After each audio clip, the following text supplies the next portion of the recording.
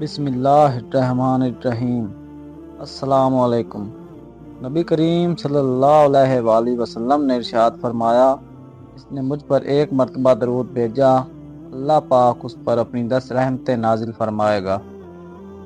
حضرت ہود علیہ السلام کا ذکر قرآن شریف میں بار بار آتا ہے۔ سورہ اعراف، سورہ ہود، سورہ حشر وغیرہ میں اس کی تفصیل موجود ہے۔ حضرت نوح علیہ السلام کی اولاد مدتوں تک دنیا میں بسی اور آہستہ آہستہ پھر خدا تعالیٰ کو بھول گئی۔ شیطان نے پھر ان کو بہکا کر بتوں کی پوجا پر لگا دیا۔ خدا تعالیٰ نے جو اپنے بندوں پر بڑا رحم کرنے والا ہے، اس نے پھر حضرت ہود علیہ السلام کو اپنا پیغمبر بنا کر ان لوگوں کے پاس بھیجا، اور انہوں نے اپنی قوم سے جو عاد کہلاتی تھی کہا کہ تم خدا ہی کی عبادت کرو، اس کے سوا کوئی اور معبود نہیں۔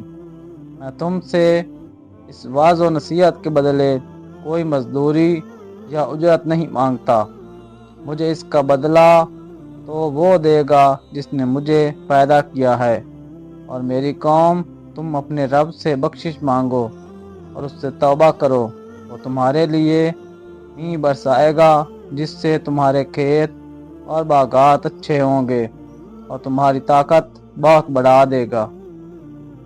وہ بولے کہ اے ہود، ہم تمہارے کہنے سے اپنے بتوں کو نہیں چھوڑ سکتے، تم کوئی نشانی دکھاؤ، ہم تو یہ سمجھتے ہیں کہ ہمارے بتوں میں سے کسی نے تم پر آسیب کر دیا ہے اور تم دیوانے ہو گئے ہو۔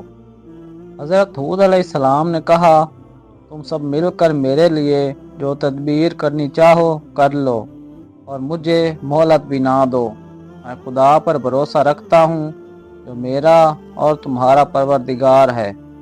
میرے ہاتھ اللہ نے تمہیں جو پیغام بھیجا تھا وہ میں نے تمہیں پہنچا دیا ہے۔